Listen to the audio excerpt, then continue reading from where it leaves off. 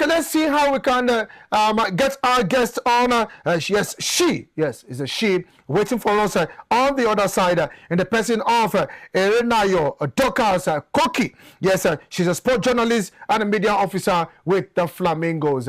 It's good to have you on the show this evening, Dorcas. Thanks for joining us live all the way from Port Harcourt. Yes, sir. Good evening to you. Thank you for having me. Okay. We've been having all of my guests have been coming from Port Harcourt in the last few days, and there's a reason why I've been focusing on Port Harcourt in the last few days because of Rivers United giving us updates with what's happening with Rivers United as they tend to clinch the MPFL title this season. Though they lost yesterday, or hopefully maybe you'll tell me why they actually lost yesterday away in Ibadan. But that's not the main thing. You're on the show this evening, but I'll bring that one to you. Let's look at the English, probably the UEFA Champions League. Let's begin from there. I don't know if you have a particular club you're supporting that is in the round of 16 of the UEFA Champions League. And let's see how we can talk about that one, especially with the round of 16 first leg that was concluded on Wednesday. Now, Tottenham Hotspur lost, Chelsea also losing, and we look at Manchester City also losing. Arsenal on the brink of also losing, but they got that one a draw away from home. So Arsenal, perfect record right from the blast of the UEFA Champions League. But let's share your thoughts as we review the round of 16 first leg. But first off, I do not have any club that I support. I like to be neutral in this matter. And they've been pretty much interesting in the Champions League this season. Just about Arsenal earlier. Arsenal, of course, have had a 100% record until the next round of season in the round of 16. Well, of course, they played out the draw. So they are technically don't have the 100% record yet. But then they haven't lost so far in the Champions League. So pretty much it was a decent performance from the Arsenal players in that very game. But then they managed to get the draw, taking the game back to England, where they can also become better, where they can also, be able to, get the best result as possible as they can. So you could say that maybe not the best result, but not the best performance from the Gunners. But you would say bringing the game back to England would just be, or might just be in their favor because Arsenal have made it on the Okay, you talked about Arsenal. I want to see if there will be a comeback for the Chelsea team. PSG beating Chelsea 5-2 out in the Parc des Princes, and also for Real Madrid beating Manchester City even without their key player Kylian Mbappe. Now the reverse fixtures, looking ahead of the reverse fixtures, are we seeing Chelsea and Manchester City turning the table around, or it is all over for Chelsea and Man City? Well, I'd like to think that Chelsea, it is all over because I don't see them coming back from 3 goals down to be able to get the top one against PSG. I'm not exactly sure that Chelsea, maybe Chelsea can get 3 goals, but how am I sure that they can stop PSG from getting a goal or two at Stamford Bridge? That seems to be my worry. So other than that, I think that Chelsea are out. To me, they're out. Then to Manchester City. If any team can overturn a result like that, it could be Manchester City. But then it is not the Pep Guardiola City we've seen over the years. So that is why I doubt that if they will now have that confidence. I do know they have the quality. That is not in doubt. And they have a good coach in their ranks. Pep Guardiola is a man that can turn any result around. But this year in time, I was even shocked that they went to the Santiago Bernabeu and were watched the way that they did against Real Madrid, because they might haven't been in the best run at all coming into that very game. So I thought that it would have been a very cagey kind of game that could have given Manchester City a way back into the game. But unfortunately, it didn't. So I just might not give it the first one. I don't know if they can at the Etihad for 3 or 4 unreplied goals that will stop of getting to the next round. So for me, Chelsea, Manchester City, pretty much out. For me, Arsenal, I think, will go through because they have a chance. They're taking the game back to the Emirates, and it was 1-1. So I think they also have a chance to go through. Then just to talk about a little bit to the Liverpool side, I do think that Liverpool also have a chance because they're not the team in Europe. They are not the most strongest of teams in Europe. You already have seen that defensively they are porous. They can be porous, but attacking wise, you know, that Victor Osimhen and Real Madrid, they're always going to try to get goals for the Liverpool. I feel going to Anfield is a very difficult ground. So I feel like Liverpool might just be so. For me, like most likely, it's going to be Arsenal and Liverpool. For the rest, they like the Manchester City, Liverpool, Tottenham, Newcastle might not make it to the next. Okay, there's one team we didn't talk about, Newcastle United. Yes, playing out a 1-0 draw at the St. James's Park, and the reverse fixtures will be at the new camp. And are you going to see a tough game at the new camp, knowing fully well that we see this different vibes from this Newcastle team compared to playing in the English League, different from playing in the Champions League. Talking about Newcastle United. Well, but let's also give credit to Eddie Howe and his team, the way that they played against Barcelona. I didn't expect that to happen.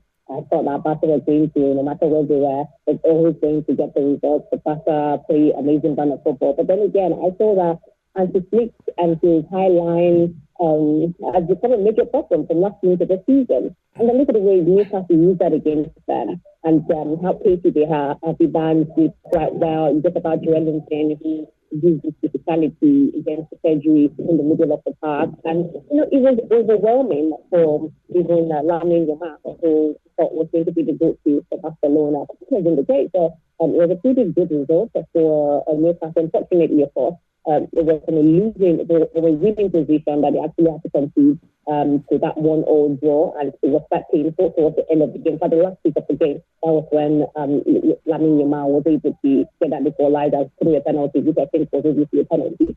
So going over out to the Camp Nou, it is going to be a very difficult place to.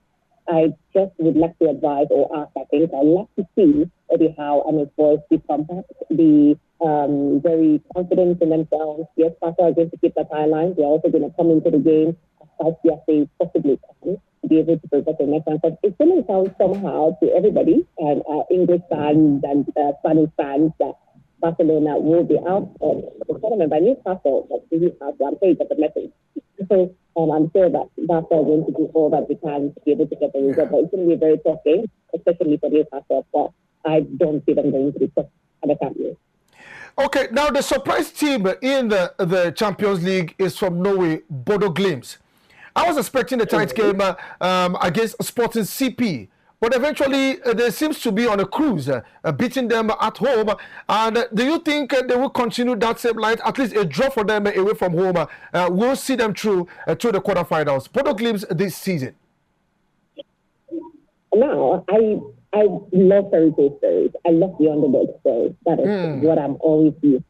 And Bodo Glimt have given me that. And with what they did in the first play against Sporting CP, I still think that Sporting CP can overcome that. But I don't know if they can do it against Bodo Glimt, because Bodo Glimt this season have been fantastic. Mind you, they are in this tournament without playing major league games. Their league has been ended for quite a while. And they're going to start maybe in the next couple of weeks or months, I should say, weeks. Precisely. I've heard some people see that as an excuse that they are well rested and they only had to train to come into games, to have energy and all of that to come into games. But then again, it could also be a negative for them because they do not have the competition, the competitiveness in games to be able to take them through or see them through major games like the Champions League. So it is quite amazing to me that Bodo Glimt keep out Inter Milan the way they do through the playoffs to get here, and look at how they just passed to the feet. It's pretty much amazing, and I really want them to get to the quarterfinals, and hopefully they get to meet probably Arsenal. So I feel like we'll be going through against Bayer Leverkusen, then that is where we get to see if they'll be able to get past Arsenal to make it to the semi-final. But I think I'd like to see them go to the next round. I love the underdog story. Okay, since you said you like the underdog stories, let's see how it pans out when the second leg will go down next week, and then we'll get the quarterfinal pairings. Now, away from the UEFA Champions League, let's come back home. And like I said, I've hosted a lot of my guests from Port Harcourt a couple of days. I'm following up with what's happening with Rivers United and the exit from the CAF Champions League. And they have two outstanding games. They've played one yesterday, and they lost to Shooting Stars of Ibadan by 2-1. Now, it was a late goal. I was even angry with myself that that these guys are coming in to score. You should have really defended that goal, but I don't know what really happened. But what's your take on that game yesterday? That is one. And I'll also still ask you, do you think Rivers United can go all the way to dethrone Remo Stars? This is a very broad conversation when it comes to Rivers United, because I was in EU for their two continental games played at home. The two of the continental games they played at home in EU. One was against it wasn't Pyramids, it was against the other team. I can't remember their name right now, but I'll figure it. I was there for that game. I was there against Power Dynamos when they played against Power Dynamos. And when they lost 1-0, the other game was against R16, exactly where they lost 2-1. By the way, they were leading that very game 1-0 until 6 minutes or 7 minutes added. And on the 6th minute, they considered 1-0. Very, very annoying goal for that matter. And they just couldn't manage the game enough to be able to eventually go home or come back with a draw. Then at the 7th minute, towards the 7th minute, Rivers United let our respect team back in the game, and that was exactly how they won our respect game. The Moroccans won that one 2-1. So the major problem with Rivers United this season is the fact that they haven't been able to manage their game towards the end. I'm sure I've been talking to George several times, and he talks about that. Game management seems to be a problem for Rivers United. They do that against the Dynamos, against our team, against defending champions Pyramids for the competition, and also in the NPFL, we've seen that's a major problem. But now, they had 4 outstanding games.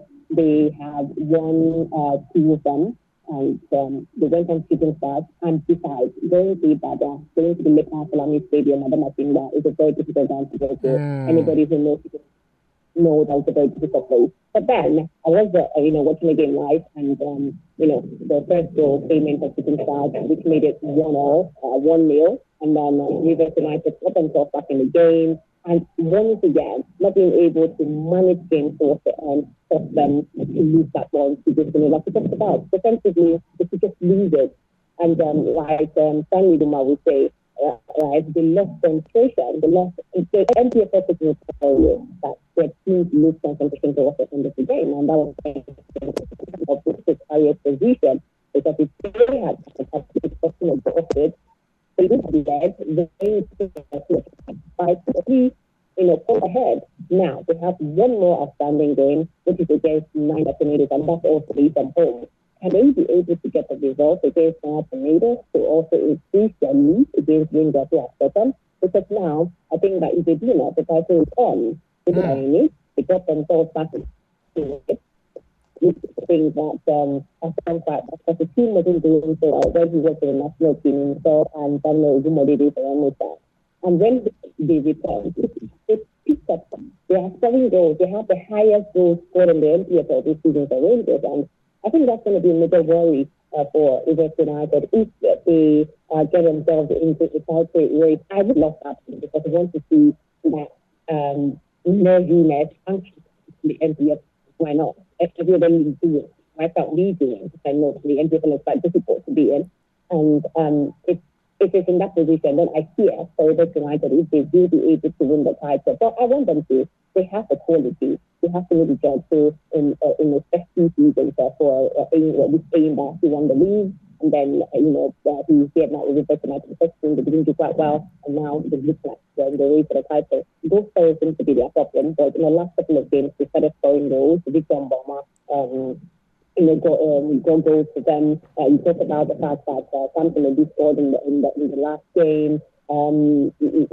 Wisdom Samuel is also scoring goals now. Steven Mayo is scoring goals. That's a defender. So somehow the goals are having to come. So really, I want to say them on the title, but then they are putting themselves in a prepared position against the Rangers, who I think have been fantastic someone that's scoring goals for fun as well. But yeah, I love to see this in the NPFL, but then I just have to wait to see what we can do alongside this year. Okay, it's a lot to really play for Rivers United, because following closely is Enugu Rangers coming with the speed of light. They've played more games, and Rivers United just have an outstanding game to play, and just 2 points separating them. So it's a must for Rivers United to win that game against Niger Tornadoes. That is, if eventually they will clinch this title and continue with that impressive run, they must win Niger Tornadoes away from home. Now, let's look at the MPFL holistically, right from match day 1 to match number 29 and 30 for some teams. Defending champions, Remo Stars, seems to be not only swimming, they have decided to dive very deep inside the deep blue sea of the relegation waters, because I really don't know. Do you think that Abdallah, who happens to be the coach, the new coach assigned with the responsibility of bringing Remo Stars out, can bring Remo Stars out of the relegation waters? I've been saying this all season. I don't think Remo Stars will find themselves out of that position. And I also do not think that aim that will be faced this season. I somehow want to see this FIFA is relegated, because I feel like it's going to give a boost to the NNL. Because they are big teams to the NBFS. I want to see that happen. But then that's not from a position of hate. That is from a position that I don't think it can just happen. Let me explain that. For Remo Stars, it's shocking to everybody that we went on to winning the league last season, and this season we started really poorly, and look at where you found yourself. But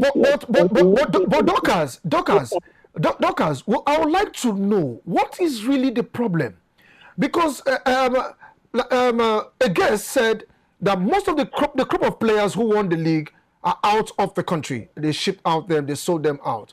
But is that the right thing to do? We know that definitely, yes, you need the money, but in this case, you can increase their salaries and still keep them put.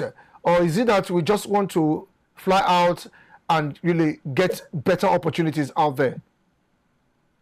First off, it's not a Remo Stars thing. It's an MPFL. Remo Stars are going to be the first. Immediately you become the highest goal scorer. By the way, the highest goal scorer season before now was Anas of Nansarawa. He was last highest goal scorer last season. He was leading the league this season with the highest goal scored, Anas for Nansarawa, I think, yes, for Nansarawa United. And before 25, March 25, he left to Algeria. He's currently in Algeria this season, as we speak. So it's not a Remo Stars thing. But then again, Remo Stars did let go of 25 players from last season. 25 from last season. That is quite a lot. You would say that about maybe 65 of them are not major team players. So what about the major team players that won the league last season? So it's massive to let go of 25 players. And then you're going to start afresh with some of the legs you've just seen from other clubs. They still have Alex Oyowa and the ranks. They still have Aruna. They still have you still have some of the players, but then you don't have the quality like you had last season. And I think that Daniel Ozumodede was pretty much discussing with the national team job at the time, because he was always for the national team with lately. So all of that could be a major problem. And I also did hear, I also did see a couple of times when Lekanami was talking about, some wrong calls by the referees. But then again, it's not only on Remo Stars, because every other club in the MPFL, they have suffered that as well when it comes to co-officiating in the league. It's a major crisis in our league, and I haven't seen a major way to help. I haven't seen the major ways that we've helped them to get the job right, and that's the difference for a different day. But for Remo Stars, it's about quite a lot of factors. The fact that it's so the type of players, coach wasn't always available in the team. And when he came back, things were also working. And then they had to let him go. But Usman Abdallah, who is a journeyman on the NPFL, who knows where, I don't think he's going to be able to save them from elevation this season. The only time that the last time, maybe not the only time, the last time we've seen this happen, where the defending champions were relegated, it was 2009 with Asian Boys when they won the league in 2008, and then they were relegated the next season. That's a long time. And we don't get to see it happen all the time. Some will say Aqua United, or Aqua United's case is immediate because they won the league last season, struggled this season, and then lost because they were relegated. So it's not exactly the same thing, really. It's really shocking to me that almost accept themselves where they suddenly have seen themselves. I don't really know the situation in-house, but that's where we are. And like I said, I don't see anything sitting there in the different. Okay, let's leave the MPFL aside and we'll go straight to the English Premier League. Yes, as things are gearing up for match number 30. Yes, match number 30 in the EPL. Arsenal will want to continue their impressive run as they welcome Everton to the Emirates Stadium. They will also see other key games. Liverpool also up against Tottenham Hotspur. And then we see Chelsea also in action. I don't know, what's your take with what will happen match number 30 in the English Premier League? It's very difficult to tell because the Premier League has gotten to a point whereby anybody can be an appeal to anybody. The league season is almost getting to towards the end where it matters the most. After I listen to the tides for the first time in 60 years, we talked about the fact that people are trying to hold them down, stopping them from winning the league. They want to win it again after losing the last season to Liverpool. So it's quite a lot. But for Arsenal against Everton, I do think that Arsenal are playing the best football right now, but I feel like they just be able to get past Everton to get all 3 points to continue the quest to another title. And for Manchester City, it's going to be a very tough match week, really. It's going to be a very tough match week. But this is what we're doing for. So when this is why we love the game so much, and we love the Premier League so much, because we never know what's going to happen on the match day. So it's great to see. But I feel like Arsenal might just be winning the one to continue their stride to the title. Okay, you're talking about Arsenal winning the award. Now, Arsenal, Manchester City, all in 4 competitions. The UEFA Champions League, the English Premier League, the FA Cup, and the EFL Cup. Well, EFL Cup is settled between the same. What teams they are in the finals? Do you think Arsenal can clinch all? Or probably City can clinch all? Or we just take 1-1 and share the one apiece among the other clubs in the English Premier League? I don't think either of them will win for all of it. I don't think so. I feel like Arsenal might just win 2 of it, the Premier League and the EFL, if not just the Premier League. I do think that City will just go home with probably 1 or 2, maybe the FA Cup and maybe the EFL, but not the Premier League. The Champions League is 2 weeks. Right now, I don't think that they have the character to go all the way. Yes, that's to make it to the semi-final. But are they mature enough to go all the way? You can never tell, really. You can never tell. Maybe if they win the EFL Cup, it's going to give them the confidence booster that they need to go all the way to the FA Cup, to the Premier League, So if probably they win 1 trophy, it might just be the catalyst to opening all of the characters, all of the maturity that we really want to see in Arsenal. But I do think none of them are winning the quadruple this season. I do think 2 for Arsenal, maybe for Manchester City. Yes. Okay, away from football, we'll definitely return back to football. My last question, that's going to be a pointer. Let's look at the Tigress in Lyon, France.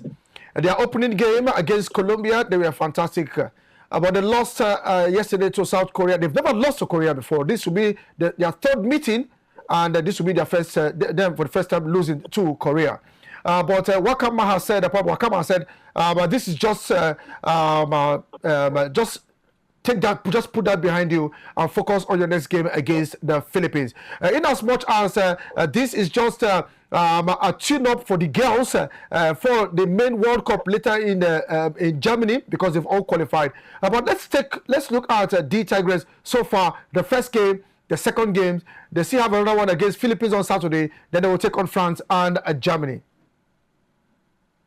I mean, it's okay to think that it was a very good game from the Tigress against Colombia, but it wasn't, unfortunately, because it wasn't their best performance. I'm sure that we've seen the girls play better, but then again, it was against Colombia. Colombia aren't the biggest of basketball countries, so I expected a win for the Green Tigress, and not that wide margin as it was, because that was a blowout for me.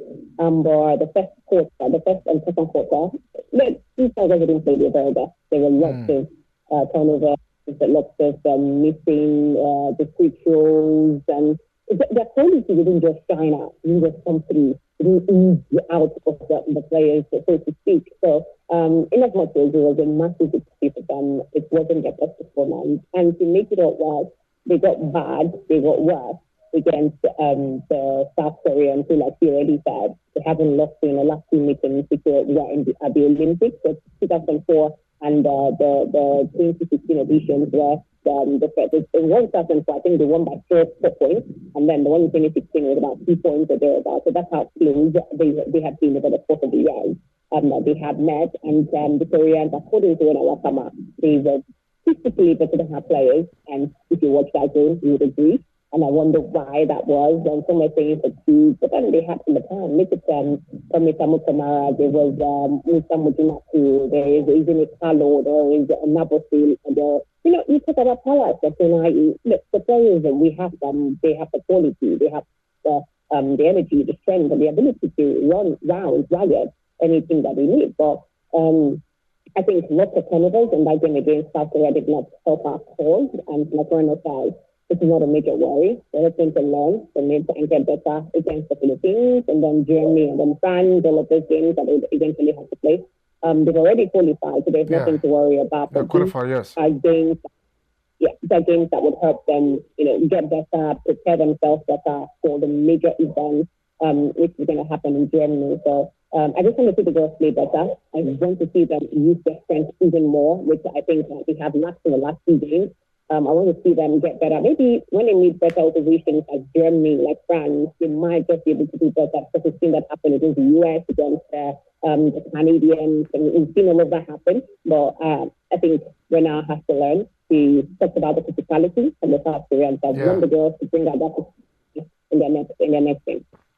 Okay, let's see how it pans out. Tomorrow they will take on the Philippines, and it will be the rest until, like you said, it's just to prepare the girls, put them together, fine-tune their tactics ahead of the World Cup. Now, finally, before I let you go, the FIFA...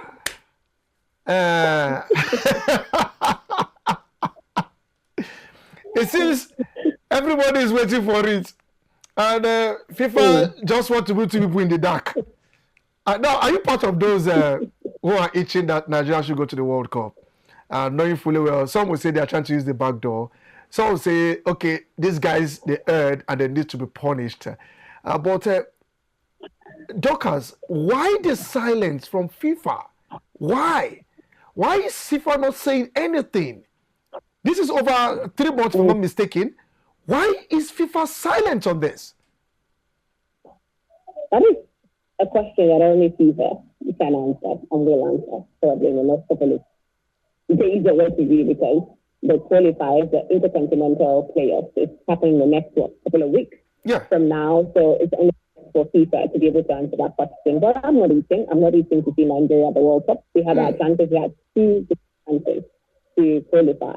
Through the group stage, where one was the fact that the South Africans were deducted points, and then there were teams who, Eritrea, I think, who, of course, pulled out from the competition, and points are given to teams like Nigeria. They qualified to the playoffs.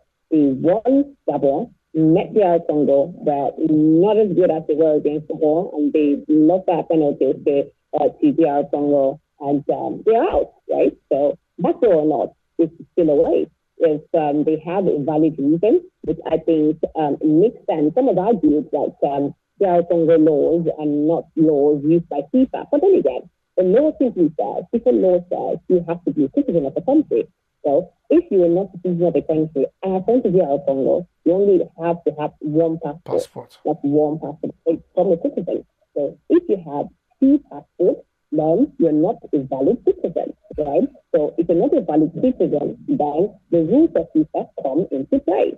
But it's not for FIFA to answer this. I'm not either, because I didn't think that we used our best chances, and here we are. We find ourselves using 2 World Cups now, in Qatar and now in North America, where it's going to be Canada, America, and Mexico. So it was our doing, the NFS doing, the players doing, the coaches, mostly the NFS really, like stepping and changing of coaches here and there. It's never going to make it work, but I